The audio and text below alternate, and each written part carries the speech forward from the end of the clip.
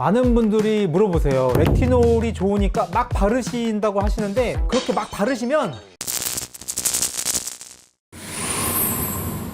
안녕하세요. 예뻐지는 지름길을 알려주는 용한 의사 닥터드레온의 뷰티시 특기 이용훈입니다. 안티에이징 성분의 끝판왕이라고 할 수 있는 레티놀, 주름에도 좋고 탄력도 좋아지고 여드름까지 예방할 수 있는 그 효과 때문에 많은 분들이 피부 관리 시 선호하는 성분이라 할 수 있는데요. 그러나 아무리 좋은 성분도 잘못 쓰면 독이 될 수 있어요. 그래서 오늘은 피부 관리 만능템 레티놀 효과 제대로 보는 법에 대해 알려드리도록 할게요. 레티놀이랑 레티노이드 계열 안에 있는 성분 중에 하나인데요. 레이노이드 계열에는 레틴알데히드, 레티닐 팔미테이트, 트레티노인 성분들이 포함되어 있어요.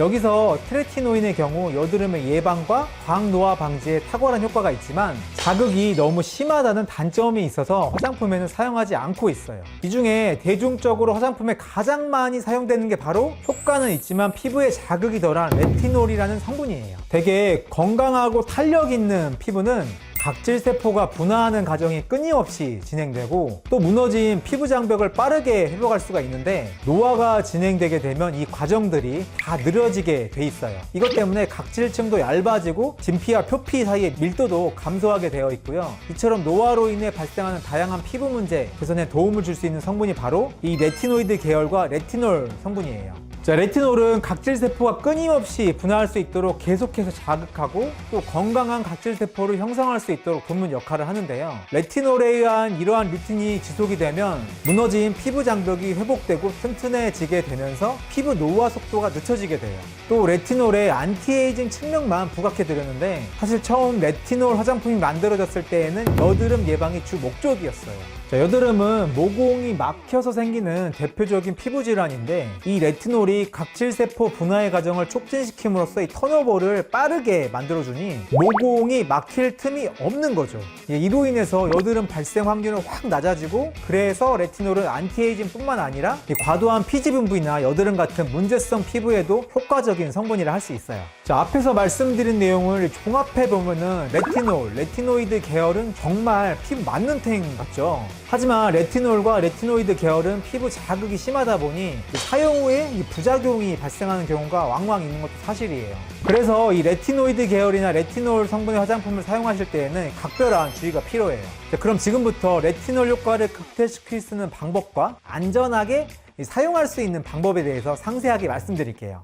첫 번째로는 저농도에서 고농도로 레티놀 성분이 좋다고 처음부터 욕심내서 사용하면 절대 안 돼요. 레티놀은 턴오버 주기를 빠르게 해준다고 했잖아요. 그래서 처음부터 강한 농도를 사용하면 자극감이 심하고 피부 건조증이나 불금증 등이 발생할 수 있어요. 따라서 처음에는 저농도 제품을 사용하셨다가 피부가 적응을 마친 뒤 조금씩 농도를 높여서 사용하시는 게 좋아요. 0.1% 정도에서 시작하셨다가 괜찮다 하시면 0.5, 1% 사용 이렇게 해요. 두 번째로는 적은 양에서 많은 양으로 처음에는 저농도로 적은 양을 얇게 펴바르시면서 사용해 보시고 또 매일 사용하시기보다는 3일에 한 번 정도 사용해 주셨다가 2주 정도 후에 이틀에 한 번으로 늘려주시는 방법을 쓰면 피부가 레티놀에 적응하는데 훨씬 도움이 될 수 있어요. 만일 내 피부가 조금 예민하다 싶으시면 일주일에 한 번 정도 사용해 주시는 것도 방법이에요. 자, 세 번째, 자극 완화 제품과 함께 사용하기. 레티놀 사용 시 자극 완화에 도움이 되는 재생크림이나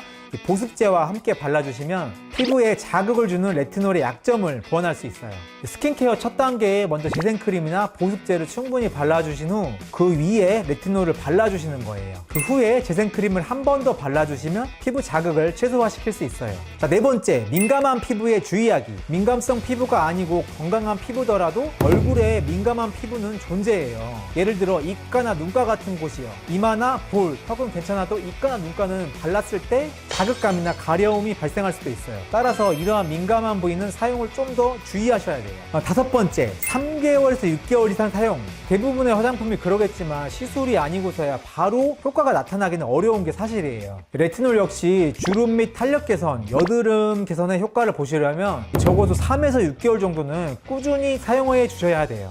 근데 나는 이 기간이 너무 길다고 느껴진다 라고 생각이 되시면 그때는 시술을 받으셔야겠죠. 자, 여섯 번째, 저녁에 쉽게 사용하기. 레티놀은 자외선 노출에 매우 민감하게 반응하기 때문에 자외선 노출 위험이 적은 저녁에 사용하시는 게 좋아요. 제가 항상 환자분들께 말씀드리는데 잠들기 전 세안 후나 외출 계획이 없을 시 레티놀 사용하실 것을 권장드려요. 레티놀 사용 후 피부가 붉어지거나 따갑다면 우선은 레티놀 사용을 즉시 중단하시길 권고드려요. 이 기간에는 충분한 보습과 재생 관리를 해주시고 피부가 안정된 뒤 저농도 소량으로 다시 레티놀을 사용해 보시면 사용 시 자극감을 줄이실 수 있을 거예요. 본인이 민감성 피부 타입일 경우는 피부의 상처를 빠르게 회복시켜주는 재생크림과 함께 사용해 보시는 것도 도움이 돼요. 자, 오늘은 피부의 많은 문제점을 해결해주는 팔방미인 성분 레티놀에 대해서 자세히 알아보는 시간을 가졌는데 어떠셨나요? 집에서 피부 관리하는 데 도움이 되는 정보였길 바라면서 저는 다음 시간에 더 재밌고 유익한 주제로 찾아뵙겠습니다. 또 봐요.